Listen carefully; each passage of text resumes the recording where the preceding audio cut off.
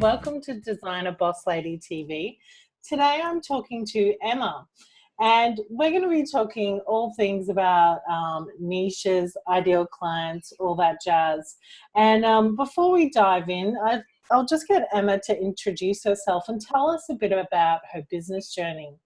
I was actually working with Emma a couple of years ago now, and her life was very different then to how it is now. But I'll let Emma tell you about her journey in her business. Okay, hi everyone. So I've been running my business for, I think I'm in the 4th year now. And so originally I was operating under my personal name, so Emma Brownson Design. And ticking along, it was going okay. I was working quite a lot of days in-house before I started working with Anna. So one day a week was with a PR agency, one with a design studio, and one with one of my clients. And then I was doing my branding work on the side, and I hadn't really general graphic design work, although I always have loved being sort of my focus, but I didn't really communicate that on my website or really put in personality into my website at all, and it was just very black and white, and I don't think there was any photos of my face on my website. And honestly, it's just been such a transformation. Like, if you see from what it was to what it is now, it's just like day and night. But yeah, and then I connected with Anna, and I went through Anna's first kind of iteration of her mentoring program, which was called the Creative Circle at the time. And I remember it was so scary. Like, I was like, oh my gosh, this is the first big investment that I'd ever really made in my business, because you know what it's like as designers. We can get a laptop, get the design programs, and we're kind of off, and we don't necessarily invest a lot in our business early on in the piece. So that was really the first big investment and the first big decision for me to say, hey, I'm in this 100%. Because I think before that I was kind of one foot in, one foot out. Would I go back to full-time work? I wasn't 100% committed to building this as a long-term business that I will do, for the rest of my life, like it is now. So it was definitely a really scary,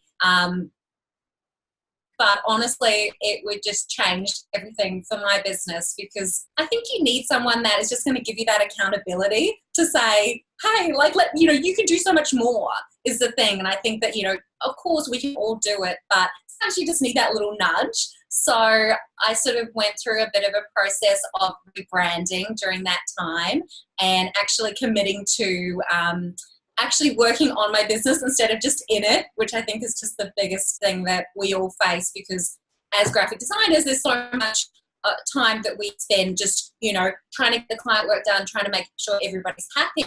But then, to actually prioritize working on the business was a big transition for me, but it really did pay off. So I transitioned from my personal name to my business name, which is Soul Stirring Branding, which I feel like is sort of bucking the trend a little bit, because most people do the opposite. They start from a business name and then they decide, I'm going to go to a personal name. So, it just kind of resonated with me, and I love the way that when I mention my business name, people already know so much about what I offer just from that, because it tells you about the niche, and it tells you about the kind of approach that I take, which is kind of going a little bit deeper and more intentional and getting to the heart and soul of your business. So that's, I guess, a brief overview of where I was before and where I am now today. Yeah, and that's what I love about your business now, Emma, is how clearly you communicate your style, your process, who you want to work with.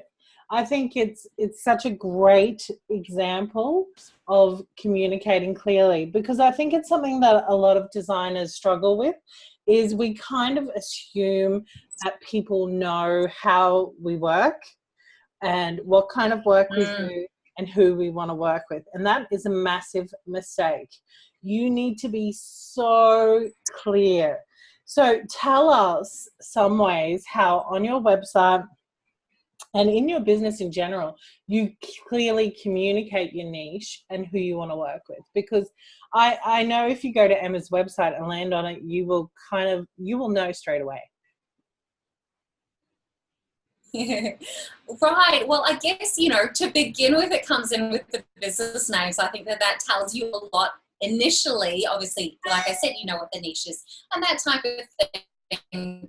But then I think it all comes down to obviously the design and the copy and how you approach it. So obviously, design is going to call in a particular audience, like a particular woman usually that is attracted to the design style, and then the copy is really going to be explaining to them who I'm trying to attract. And I think that that's so important, because I did spend a lot of years probably having some not so great fit clients, and it's like, hello, I wasn't telling them what I wanted, so of course anybody is going to come, Exactly. and now I definitely focus on making it super, super clear, because I think that, when we're doing the kind of service-based work that we're doing, where, we're working with our clients for a fair chunk of time, it really makes a huge difference who you work with. It's not like we're, delivering a passive or leveraged income product where, you give it to them and then that's it, and you don't really have to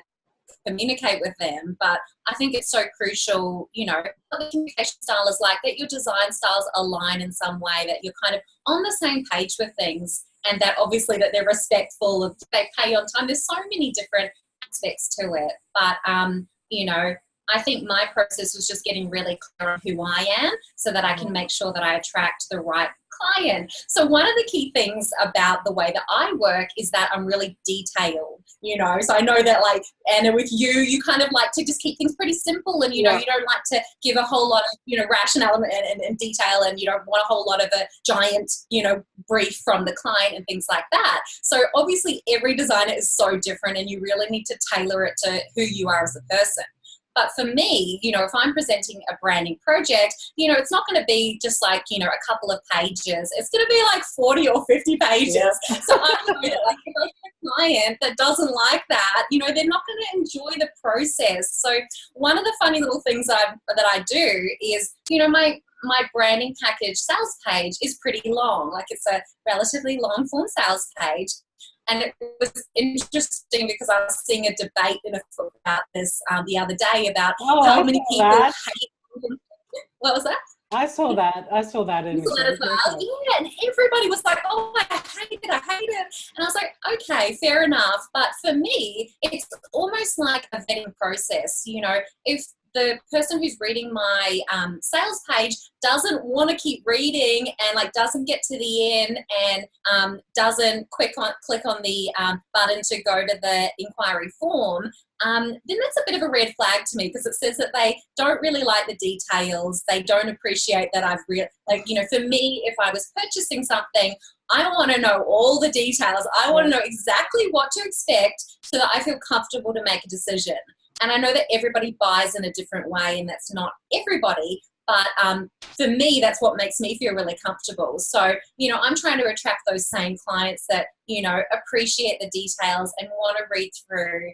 So that's kind of one of the ways that I guess I make sure that I'm attracting the right people, is actually with the length of the sales page and the detail that I go into, as one example. Yeah, that's exactly right. And I think that's what scares a lot of designer, is actually being really authentic to who they are and putting it out there. And they have that fear of, I'm going to turn off a bunch of people.